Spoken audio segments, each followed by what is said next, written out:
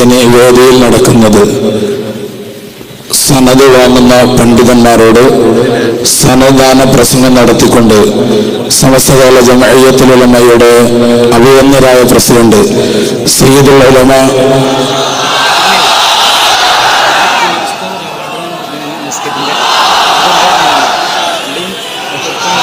Muhammad Jeffrey Muthukoya തങ്ങൾ സന്നദ്ധാന പ്രഭാഷണം നടത്തുകയാണ്.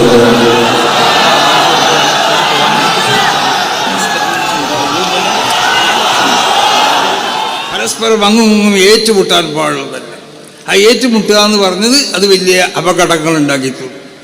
അപ്പം അതുകൊണ്ട് ഇവിടെ കേരളത്തിൽ നിലനിന്ന് പോകുന്ന ഈ സൗഹാർദ്ദവും രാഷ്ട്രീയ പാർട്ടികളും ഒക്കെ ആയിട്ടുള്ള നമ്മളെ ബന്ധങ്ങളൊക്കെ, പ്രത്യേകിച്ച് മുസ്ലിം ലീഗൊക്കെ തമ്മിലുള്ള ബന്ധങ്ങൾ, ഈ ബന്ധങ്ങൾ അതുകൊണ്ടിട്ട് നമ്മൾ എന്താവുക, ഏതെങ്കിലും ഒരു പാർട്ടിക്ക് അടിയറ വെക്കുക എന്നല്ല.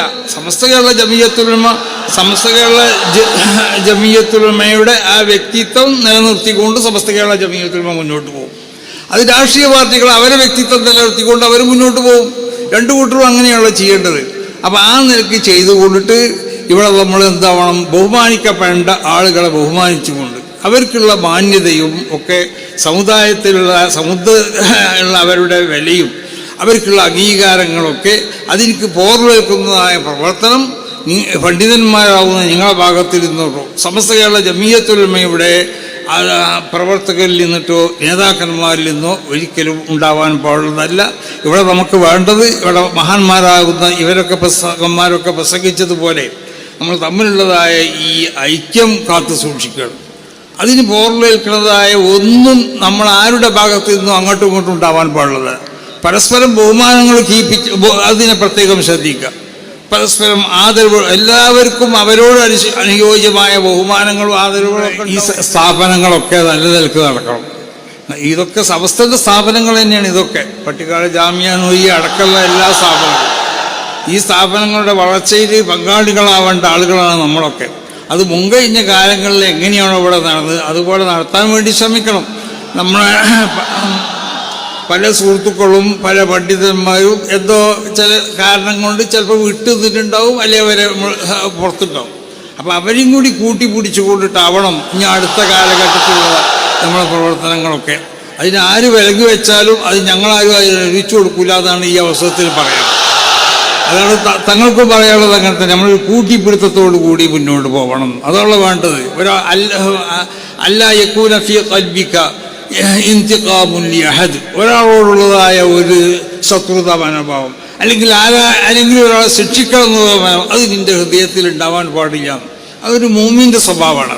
അപ്പോൾ പലരീക്കും പല തെറ്റുകളും ചിലപ്പോൾ ഉണ്ടായിട്ടുണ്ടാവും, അല്ലെങ്കിൽ തെറ്റിദ്ധരിപ്പിക്കപ്പെട്ടിട്ടുണ്ടാവും. എന്തായാലും അതൊക്കെ പരിഹാരം കണ്ടുകൊണ്ടിട്ട് ഇനി അങ്ങോട്ടുള്ള സമയങ്ങളിൽ ഇന്നൽക്ക് തങ്ങന്മാരും നമ്മളൊക്കെ ആയിക്കൊണ്ട് ഒത്തൊരുമിച്ചുകൊണ്ട് പോകണം. അതിന് അല്ലാഹു സുബ്ഹാനഹു വ തആല തൗഫീഖ്. ഇതിനോട് ബന്ധപ്പെട്ട ശരീഅത്തിനോട് ബന്ധപ്പെട്ട വല്ല കാര്യങ്ങളും വരുമ്പോൾ അത് ഇവിടുത്തെ പണ്ഡിത സംഘടനകളുമായി കൂടിയാലോചിച്ചുകൊണ്ടിട്ട്, അങ്ങനെയാണ് ഇവിടുത്തെ പാരമ്പര്യം. അതാണ് ഈ ഇവിടെ എല്ലാ ആവശ്യമുള്ള രാഷ്ട്രീയ പാർട്ടികളൊക്കെ ഇവിടെ വളരണം. ഇവിടെ മുസ്ലിം ലീഗ് ഇവിടെ വളരണം. ഇതൊക്കെ ഇവിടെ ആവശ്യം തന്നെയാണ്. ഇതിനൊന്നും നമുക്കാർക്കും എതിരില്ല. പക്ഷേ നമ്മൾ മുസ്ലിം ലീഗും തമ്മിലുള്ള പ്രത്യേകമാവുന്ന ഒരു ബന്ധമുണ്ട്. ആ ബന്ധം എന്ന് പറഞ്ഞാൽ, മുമ്പ് ഇവിടെ EMS മന്ത്രിസഭയിൽ അവർ കള്ളിൻ്റെ നിയമം കൊണ്ടുവന്നപ്പോൾ അന്ന് മുസ്ലിം ലീഗിൻ്റെ നേതാക്കന്മാരാവുന്ന ബഹുമാനപ്പെട്ട സയ്യിദ് അബ്ദുറഹ്മാൻ ബാഫഖി തങ്ങളും പാലക്കാട് PMS കോയ തങ്ങൾ, CH മുഹമ്മദ് കോയ അടക്കമുള്ള നവറല്ലാഹു മറാഖിദും അവർ പിന്നെ ഷംസുലുമനോട് വന്ന് ചോദിക്കുകയാണ് ചെയ്തത്, ഇങ്ങനെ ഈ ഞങ്ങൾ എന്താ ചെയ്യേണ്ടത്? ആ മൂപ്പര് പറഞ്ഞ മറുപടി എന്താണെന്നറിയോ? അത് നിങ്ങൾ എന്ത് ചെയ്തോളി എന്ന് പറഞ്ഞാൽ, നിങ്ങൾ ഇറങ്ങിപ്പോന്നാൽ അവിടെ മന്ത്രിസഭേനെ പൊളിയുന്നുണ്ടെങ്കിൽ നിങ്ങൾ ഇറങ്ങിപ്പോന്നാൽ പൊളിയില്ലാന്നുണ്ടെങ്കിൽ നിങ്ങൾ ഇപ്പോൾ ഇറങ്ങിപ്പോരണ്ട, നിങ്ങളത് നിന്നോളി. അത് നിങ്ങൾ ഉണ്ടെങ്കിലും ഇല്ലെങ്കിലും അവർ ഇത് പാസ്സാക്കുമല്ലോ എന്ന് പറഞ്ഞു. അപ്പം അങ്ങനെയാണ് ഓരോ ഇസ്ലാമിനോട് ബന്ധപ്പെട്ട ശരീഅത്തിനോട് ബന്ധപ്പെട്ട വല്ല കാര്യങ്ങളും വരുമ്പോൾ അത് ഇവിടുത്തെ പണ്ഡിത സംഘടനകളുമായി കൂടിയാലോചിച്ചുകൊണ്ടിട്ട്, അങ്ങനെയാണ് ഇവിടുത്തെ പാരമ്പര്യം. അതാണ് ഈ പാരമ്പര്യം നിലനിർത്താൻ വേണ്ടി നമ്മളൊക്കെ ശ്രമിക്കണം. ആ നിലക്ക് അങ്ങോട്ടുള്ള നമ്മളെ പ്രയാണത്തിൽ ബഹുമാനപ്പെട്ട എല്ലാ സാദാത്തുക്കളെയും കേരളത്തിലുള്ള അങ്ങനെ ഒരു എല്ലാ സാദാത്തുക്കളെയും നമ്മൾ കൂട്ടിപ്പിടിക്കണം.